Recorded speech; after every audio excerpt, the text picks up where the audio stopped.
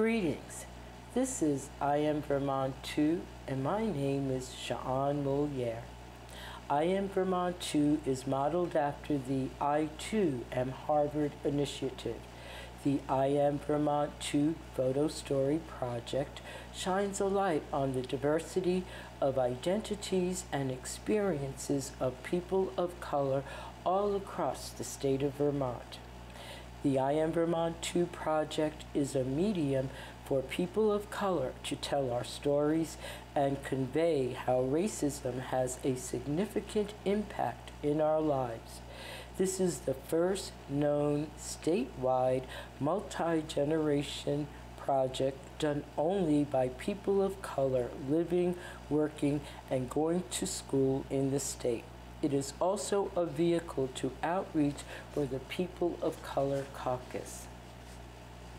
Social justice activist Grace Lee Boggs said, "Creativity is the key to human liberation." A poem.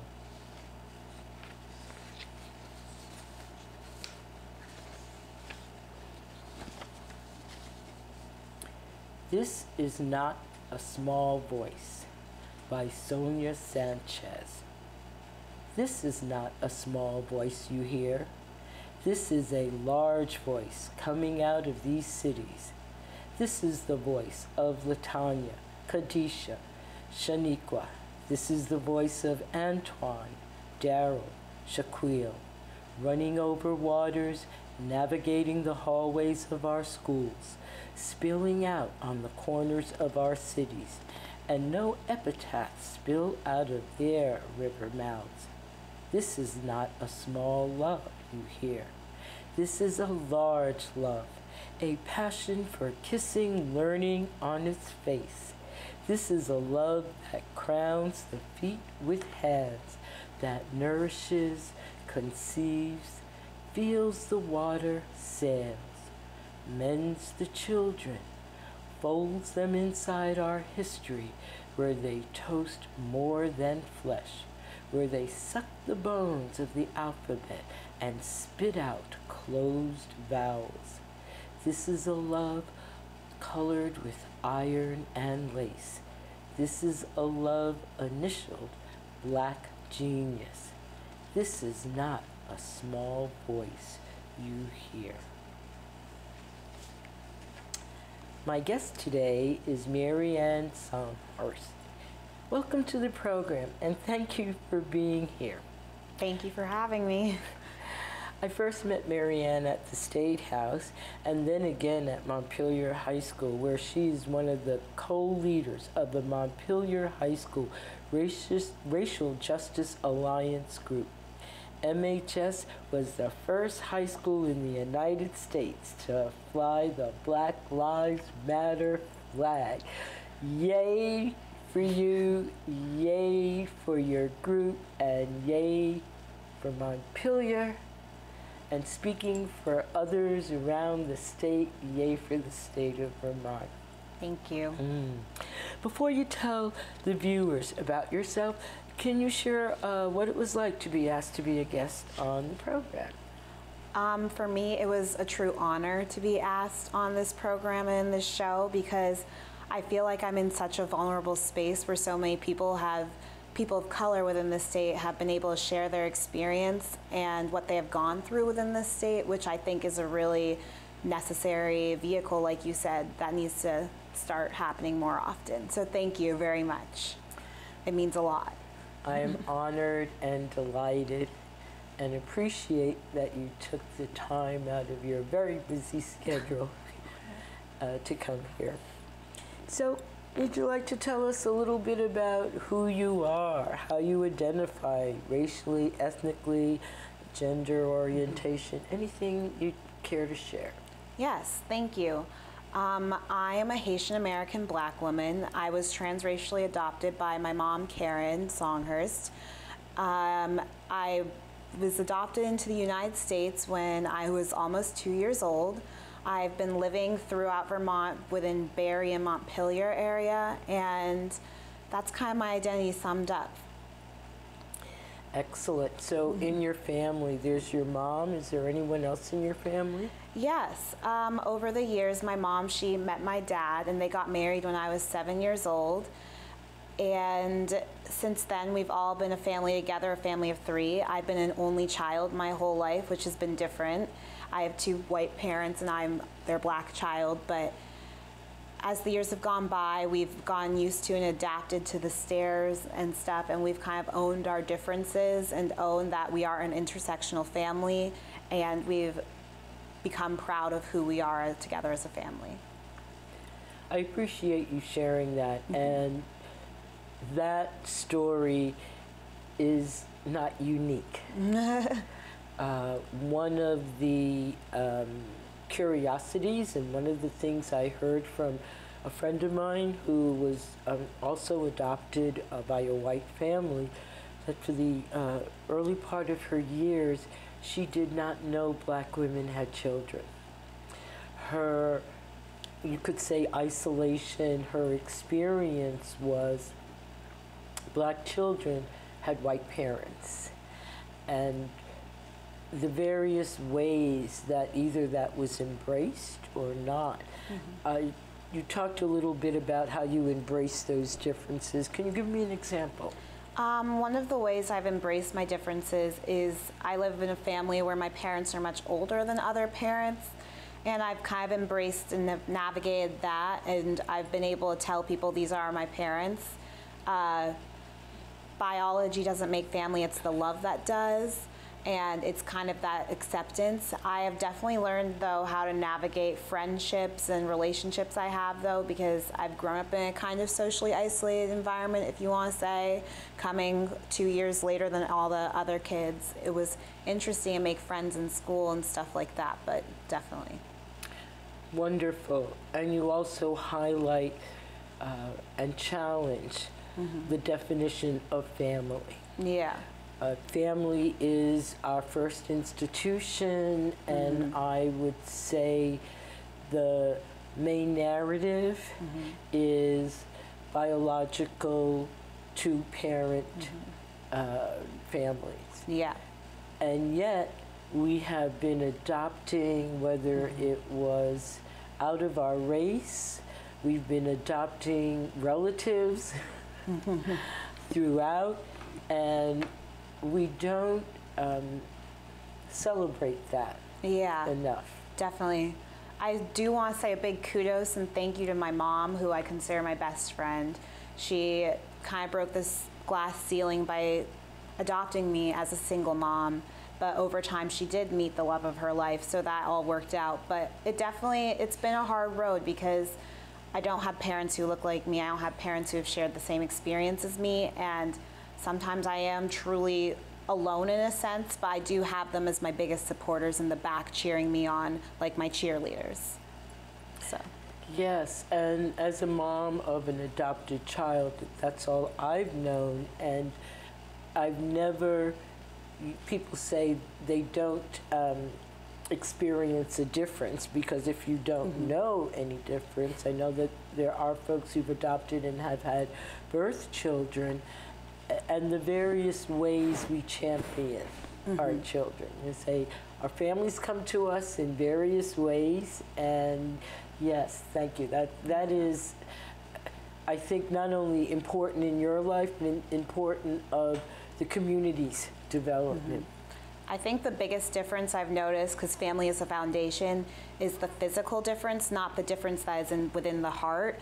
And mostly it's other people pointing that out for us, saying you do not look like your parents at all, which is very true. I'm black, they're white, but besides color, I don't have the same eyes, I don't have the same, mannerisms, but over time I've adapted and learned kind of from my parents of how to respect people and how to treat other people. So those are the similarities I've noticed.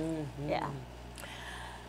Your interests, your passions, what makes you get up in the morning, what brings you joy, what motivates you? A lot of different things motivate me and bring me joy. A lot of things don't, but I'd say some of the biggest things that motivate me is just to keep advocating for myself in whatever way that is and doing things that I enjoy. For example, I was a dancer for many years. It was a release for me, and it was a way for me to kind of get away from the outside world and just flow free, if that makes sense. And I really enjoy writing, and I really enjoy traveling too, especially even within the state. But I do like seeing other places and looking at opportunities and experiences that I can see in my near future. But yeah. I relate to dancing. Social dancing was a way for me to be in community. I danced by myself, I didn't need a partner, and I felt I was in tune with the music, especially live music, and again, not only it being a venue for self-expression, it was very therapeutic.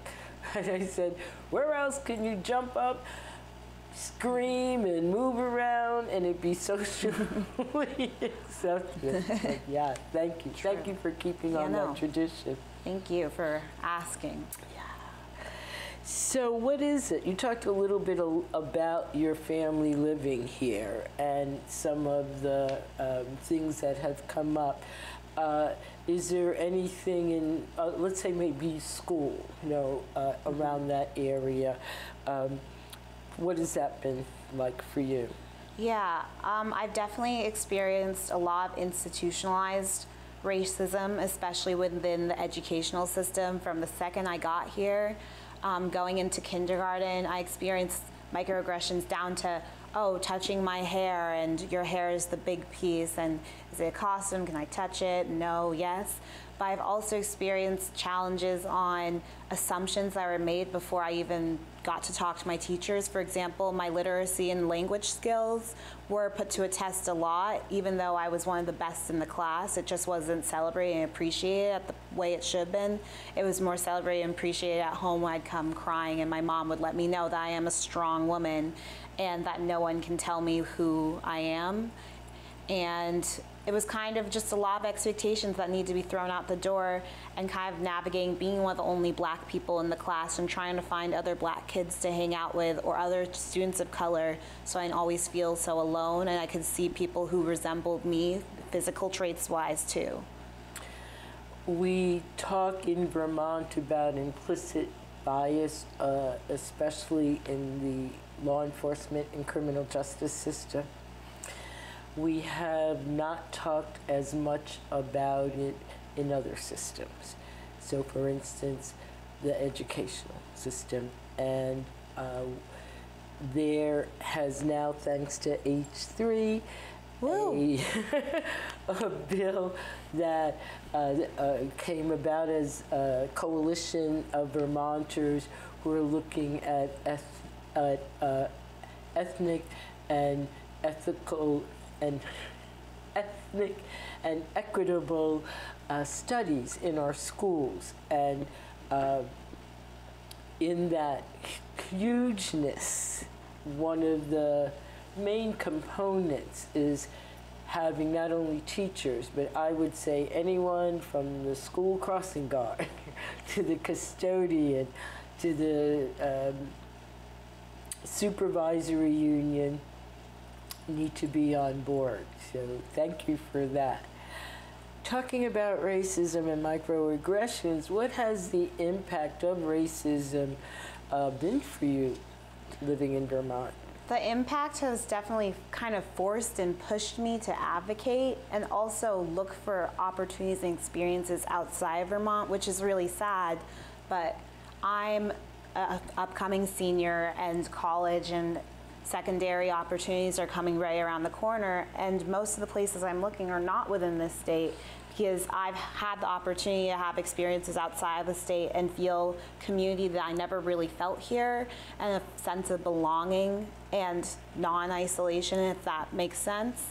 So it's definitely impacted me to look past the limits and the barriers and obstacles that people put up for me and kind of break those down and find it for myself. Instead of always doing what you're told, do the opposite and go out and find out. You bring up a salient point and a crucial point.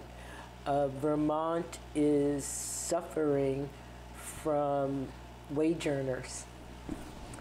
And one of the phenomena that I have witnessed in my over 30 years is people have come to Vermont for a job and for various reasons did not stay. And most of them having to do with microaggressions, it not feeling safe for them, for their kids, for themselves.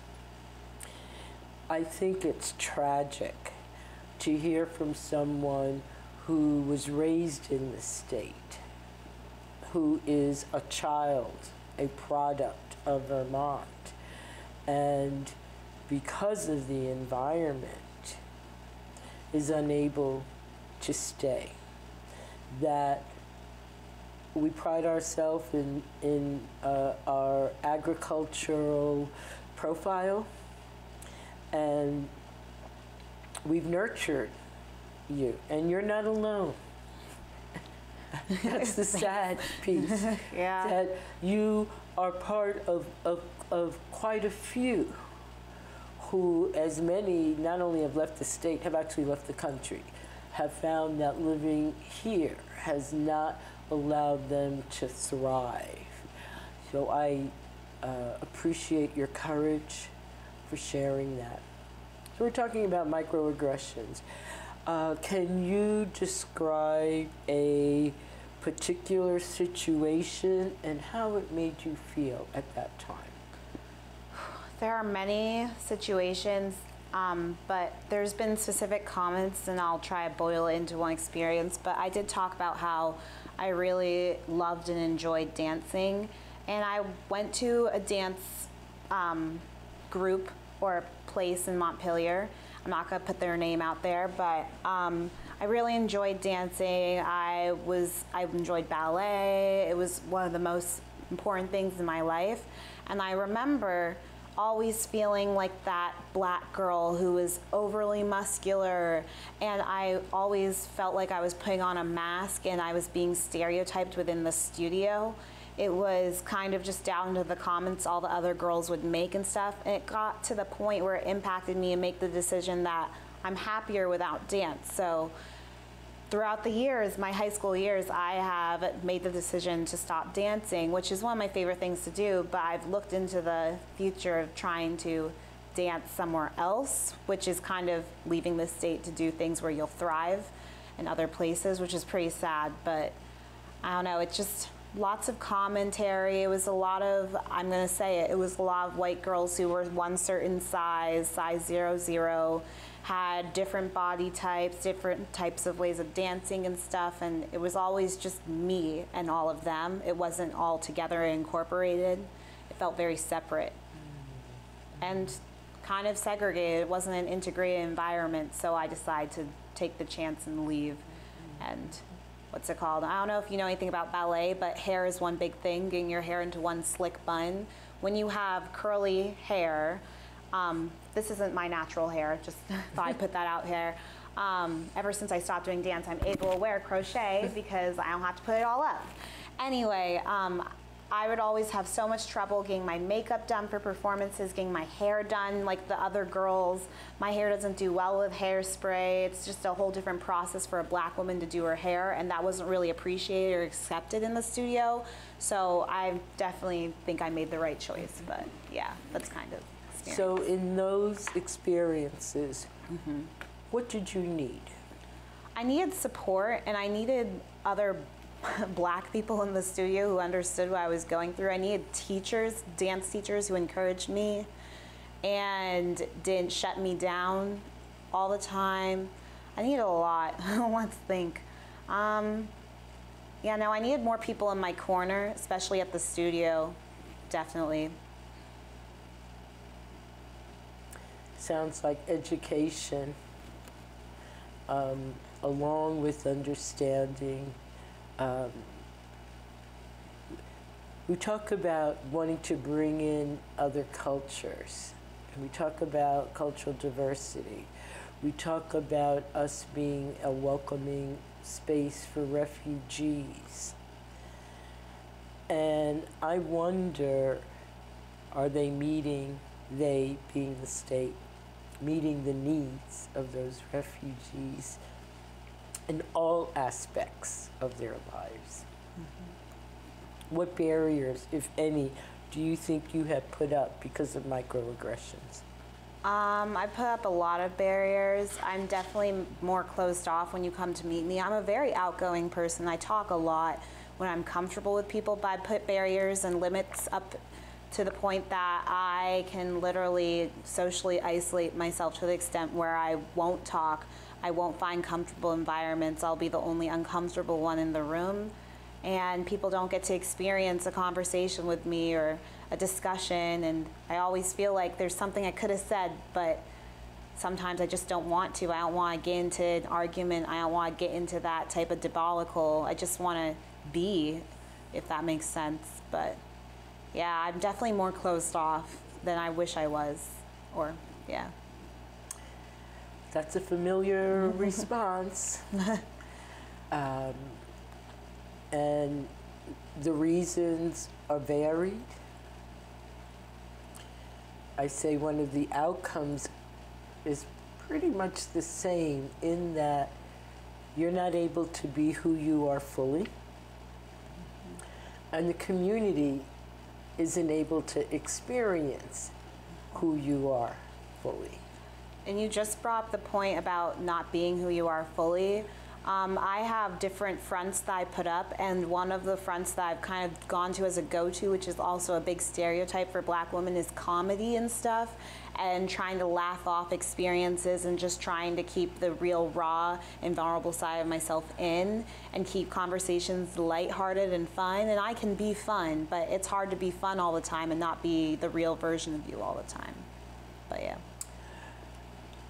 Humor has been one of my ways to view the world. Sometimes it's perverse.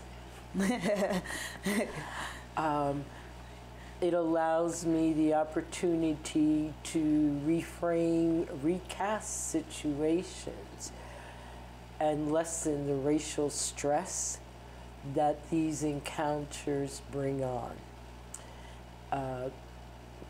Many of our comedians are coming from pain, and it's an anecdote. I think about evaluate the situation, and am I providing humor to make someone else feel good about the situation? Am I making it for me to feel good? Mostly, yeah. And if it's what I can do to escape that piece, I'd like to think I can teach everybody all the time. That's ridiculous. And now just say many blessings, and hope you meet other people along your journey. In that vein, around a suggestion, a proposal, what the community could do to make your life one where you are visible, where your experiences are validated, and your contributions to the community are valued. What would it be? I definitely think there's so many members in the community who have loud voices. It's just they need to learn how to utilize them. And I keep talking about advocacy, but making sure that people of color are at the table when it's talking about people of color's experiences, not just a whole group of white people, people with socioeconomic privilege, really looking into intersectionality, because Vermont is a really diverse place, and not instead dehumanizing people and invalidating the fact that people do exist of color, kind of celebrating the fact that there are people within the state. But yeah. Great. You talked a little bit about that, of what things could be done to make life better for people of color in Vermont. So I heard being at the table, being involved in those decision makings. At the beginning of the program, when I introduced you, I talked about the raising of the Black Lives Matter flag. Can you share with our viewers a little bit about that process. And I ask because not only do we have, and I think personal signs are personal signs. When I look at institutions, and there have been a few that the first thing they want to do is to raise a flag. And I would, if you could share what went into it for you in order to get there. The process was very laborious, and it required a lot of time. It was very exhausting, especially if you were a Black student. One thing you did talk about, a flag can be a superficial facade to hide what's really going on within the walls of the school system. I do remember when we were trying to raise the flag 2 years ago, we had so much, we had administration pushback from a specific person who held a lot of power, and that's what kept it to such a long process. And I remember there was even some community pushback, but it was mostly people in power who were pushing back. But the majority of people who were on our side, they either weren't speaking up loud enough for the people in the back to hear. And I do remember even once the flag was rose up on the flagpole, one thing that Montpelier High School is known for is being a super progressive school that's ahead of others and is really into intersectionality and recognizing different students. And the thing is, we're still at the same place we were at 2 years ago. There's been some progress in certain areas, but there's so much more to do. Every step forward is another step back, usually at our school. And there's definitely a lot of students who use the flag as an excuse to stop progressing in their own way, which is really sad. And it's really hard to see students who weren't even in the Racial Justice Alliance group, who was the group who raised the flag, kind of say that they did raise the flag, because in actuality they didn't. They just stood outside in the freezing cold and watched the flag go up. And it was like kind of that social conformity thing. If it's a trend to support racial inclusion, but what you do about it and how you actually, the actions speak louder than words, and what you put forth on the table, that's where I get nervous and a little scared, because that's where people are definitely lacking within the school system. And again, you brought up some excellent points around the pushback and who was pushing back. We think about, we are progressive, we honor grassroots efforts, and in many instances we are as hierarchical in our decision making and who makes those decisions. The group that you're involved in, do they have any connections to the outside community? Are they working with other organizations, whether it's social justice or Black Lives Matter directly? I've noticed that the Racial Justice Alliance group has grown significantly over the past year, especially since we rose the Black Lives Matter flag. And there are so many members that only a few members actively participate and go to events and connect with other groups and organizations. I can consider myself one of them, and a few other people within the group, which is sad because the group used to be so interactive. We're trying to rebuild that in a way in group dynamics and stuff for this coming year. But we do have connections to other groups. It's just after the conference or something, it's hard to stay in touch with people and keep up with what other groups are doing and find a way to support each other, or maybe host events at our school, because I find us often going outside of our school to find other people and not people coming to us, which is hopefully something we can change in the future and transform in a way. Yes, maintaining and sustaining for the long haul. The momentum, yeah, the momentum was definitely when the flag was risen, and now we're trying to get that back, because we need to keep that momentum, especially when we're doing hard work like racial justice work. Even though it is exhausting, it's not technically our jobs, it's not our labor we should be providing. We need to keep it up in a way. And I also wonder about the glamour. So it's glamorous to raise the flag and to be behind that. The starting to address systems, starting to address people's values is a whole other piece that is not necessarily glamorous, and in many instances can be painful, as we start to unpack and really do that deep dig dive that needs to be done. So Yeah, no. I thank you for that. Thanks. Are there any parting words that thoughts you'd like to share with our viewers? Well, I guess I'm going to just go off the glamorous remark. First off, thank you for having me in this vulnerable and amazing space where people have shared their experiences of racial prejudice and racial profiling. And I also would encourage other people to not just be glamorous in the big work, but also look at the process in between and all the challenges and the obstacles and keep pushing through, because the more people, the bigger the movement is. And things can be historical and monumental, but you have to keep that momentum going for more historical and monumental moments to come forth. I thank you. You are wise beyond your years. So are you. Oh my goodness. You are encouraging, and your legacy in the state is one that has made a difference, has made a difference to me, has made a difference to my colleagues, and my appreciation is beyond words. So I do thank you for being my guest and for sharing your experience, MaryAnn. Thank you.